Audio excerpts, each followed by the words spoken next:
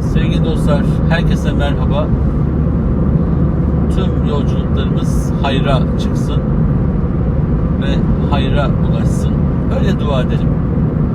İnsanoğlu doğduğu günden öleceği ana kadar açlık, susuzluk, sevgi eksikliği, mal, para, meta eksikliği yaşayabilir. Bütün bu eksiklikler onda dünyalık nimetlerin peşinden koşma ve onu bir an evvel elde etme duygularını kendinde fazlaca oluşturabilir. Peki bu aradaki dengeyi nasıl koruyacağız? Ne kadar çok çalışmalıyız? Ne kadar dengede kalmalıyız? Ne kadar beklemede kalmalıyız? İnsan hayallerine ulaşma hususunda ne kadar azimli, ne kadar istekli, ne kadar peşinden koşmalı diye düşünürken bir taraftan da hayallere ulaşmak için azmettiği, kastettiği, gayret ettiği bütün bu vesileler, bütün bu ara gayretler, bütün bu ulaşım için başvurduğu yolların içerisindeyken acaba hedefe ulaşmak yerine bu ara vesilelerde takılıp kalabiliyor mu? Mesela üniversite okumak için Amerika'ya gidip benzin istasyonunda pompacı olmak gibi. Mesela İstanbul'a gelip para kazanacağım, tekrar köyüme, şehrime döneceğim diye yola çıkıp İstanbul'dan bir daha hiç dönmemek gibi. Kalmak mı iyi, dönmek mi iyi? Hedefe ulaşırken, gayeler için koşarken vesilelere sarıldığımız, dünya nimetlerine eriştiğimiz anda hedefimizden uzaklaşıyor muyuz? Öncelikle şunu söylemek gerekir. İnsan hayatta çıktığı bütün yolculukları başarabilir. Bu ne ile olur? Ben bunu yapacağım diyerek. Hocaya kızdım, öğretmene kızdım, patrona kızdım diyerek geri adım atılmaz, iş bırakılmaz. Bilakis işin üstüne gidilir. Okulun, dersin üstüne gidilir. Dert varsa derdin üstüne gidilir. Ben bu imtihanla karşılaştıysam bu imtihanı çözmeliyim. Bunu burada çözmeyip başka bir yere kaçarsam orada da bu benim karşıma gelecek.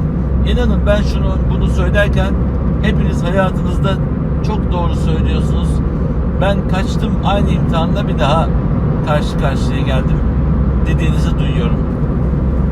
İki nüfuslu bir ailenin imtihanı ile karşı karşıya kaldıysanız ne kadar kaçarsanız kaçın yine aynı benzer iki nüfuslu aileyle imtihana düçar oluyorsunuz. Onunla da karşılaşıyorsunuz.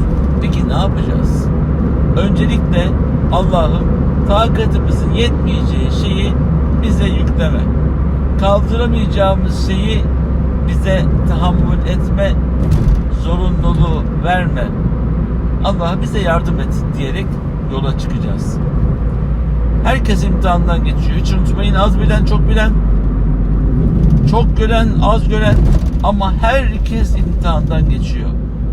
Şuradan şöyle geçelim. Herkes imtihandan geçiyorsa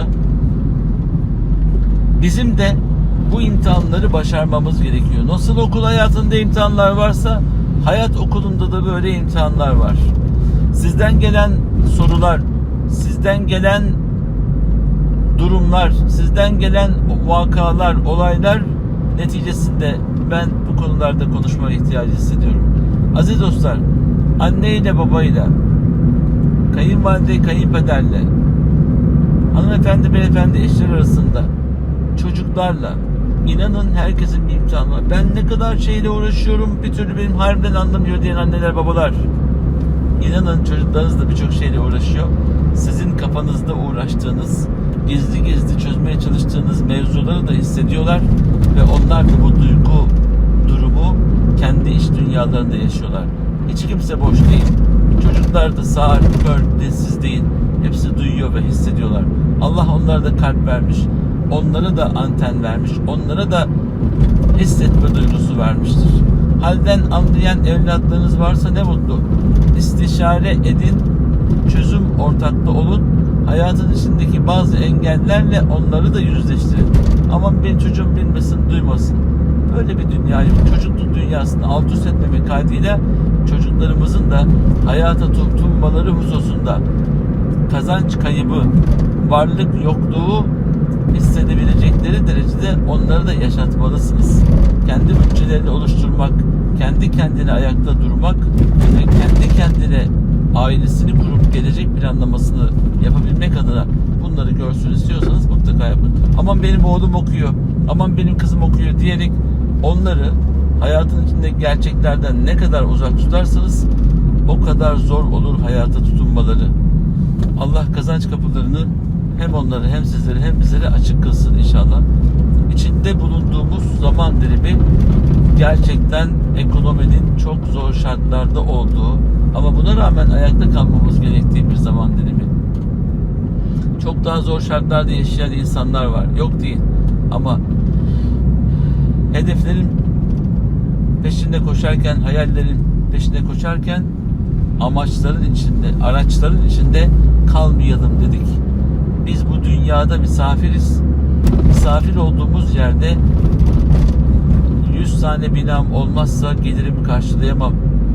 İşte şu kadar mal varlığım olmazsa, şu kadar param olmazsa ben nefes alamam gibi ifadeler kullanmayın. İnanın bir salah okunuyor, bir vakit ezanı, ardından salah ya da salah, ondan sonra vakit ezanı, ondan sonra 2 metre toprağın içerisine gömüyorlar ve bizi de gönderiyorlar. Elbette dünyalık nimetlere ulaşmak için gayretli olalım, kazanalım ama kendimizi yıpratmayalım. Allah bu sene, 2 sene, 5 sene, 10 sene sizi maddi manevi imtihandan geçirecekse bu dönemi sabırla geçirelim. Allah Teala bugünden itibaren size büyük nimetler, büyük kazançlar verecekse onu da sabırla geçirelim. Varlığı sabrı mı olur demeyin. Zekatı var, hayrı var, hasenatı var. Verme zorunluluğu var, paylaşma zorunluluğu var. Eğer sizin verebilme duygunuz yoksa, paylaşabilme hassasiyetiniz yoksa o mal size yük olur, yük. Veremiyorsanız Allah yardım etsin. Yük ağırlık üzerinizde kalır. Devlete vergisi var. Millete hayrı var. Fakir fukaraya zekatı var. Verebilir misin? Bilgi, dünya kadar bilgi birikmiş sende. Okumuşsun, okutmuşlar seni. Şimdi gel de bunları anlatma. Niye biz arabayı, niye biz cumayı, niye biz programlarımızı bahane edip sizlerle buluşuyoruz? Sizlere bir şey anlatmaya çalışıyoruz. Çünkü üzerimizde emanetler var. Öğretmenlerimizin, üstadlarımızın bize bildirdiği, öğrettiği, aktardığı, nakşettiği bilgiler var. Biz bu bilgileri sizlerle paylaşmak durumundayız. Eğer bu bilgiyi paylaşmazsak emanete ihanet, yani haksızlık etmiş oluruz. Dolayısıyla bilgi emanetini en güzel şekilde paylaşmak da vazifemizdir. Şimdi dostlarımızın davetine icabetle meşgulüz. Bir sürü işimiz var ama davete icabet etmek de İslam'ın emirlerinden, Peygamberimiz Efendimiz Aleyhisselatü Vesselam'ın hasletlerinden. Onun için koşa koşa gideceğiz. Hastayı ziyaret edeceğiz. Kimsesizin yanında olacağız. İhtiyacı olanın ihtiyacını gidereceğiz. Hayat böyle bir hayat. O zaman mutlu, şuurlu ve huzurlu olursunuz. Çok güzel insanlar tanıdım. Gerçekten bir gün borçlu duramayan insanlar. Hemen borcunu ödemeye çalışan insanlar. Çok garip insanlar tanıdım. Borcunu unutuyor. Hatırlatıyorsun, kızıyor. Ya niye böyle yapıyorsunuz? İnsan borcunu unutur mu ya? 1000'de 1 yazacaksın. Alacaklarını koca kalemlerle, kara kalemlerle, kalın uçlarla yazıyorsun. Ama vereceklerini yazmıyorsun. Niye? Vermek nedir sen bilmiyorsun. Vermeden büyüme olmaz derdi büyükler. Onun için vererek büyümenin formüllerini, uygulamalarını İnşallah yapmayı Allah Teala bize nasip etsin. Hayallerimize ulaşırken vesilelerde takılıp kalmamaya gayret edelim. Amerika'ya okumaya gittiysek hem okuyalım hem çalışalım. Pompacılık yapmak kötü bir şey değildir. İstanbul'a geldik, memlekete döneceğiz dediysek İstanbul'dan İngiltere'ye, Amerika'ya, Almanya'ya, daha gelişmiş bilginin olduğu yere, daha yaşam kültürü yüksek olan yere gidebilirsiniz, taşınabilirsiniz, hakkınızdır. Geldiğiniz yeri unutmadan, oraya el vermeyi unutmadan, oradaki anneyi, babayı, dostları, kasabadaki kardeşlerimizi unutmadan eğer yaşayabiliyorsanız siz gerçekten asalet sahibi insansınız. Rabbim inşallah doğduğumuz yere de, doyduğumuz yere de layıkıyla hizmet edebilmeyi nasip eylesin. Kur'an kursunda bize Kur'an'ı sevinç gözyaşlarıyla öğreten, ezberleten, hafız olduğumuzda bizim kadar sevilen annemiz, babamız ve hocalarımızı rahmetle, minnetle yad ediyoruz. O günlerdeki gayretler olmasaydı bugünkü bu başarılar olmazdı. Kelimenin köküne inebiliyorsak Osmanlıca, Arapça ve Türkçe o günlerde öğrendiğimiz kelime kalıplarının içindeki mahiyeti, künhüne vakıf olmayı öğrendiğimiz içindi. Bir de bu kelimelerin sırrına vakıf olmak var ki o da gönüllü insanların, maneviyatlı insanların, halden anlayan insanların, bir de madde ve mana aleminde zirve yapmış bu güzel insanların mübarek insanlarından dökülür ki onları hala topluyoruz. Allah onlardan da razı olsun. Bugünkü sohbet böyle oldu. Hedeflerinizi ıskalamayın. Hayallerinize giderken, hayallerinizi yapacağım derken ne olur aradaki engellere takılıp kalmayın. O zaman hayalleri ıskalamış olursunuz. Iskalamak bize yakışmaz. 12'den vurmak bize yakışır.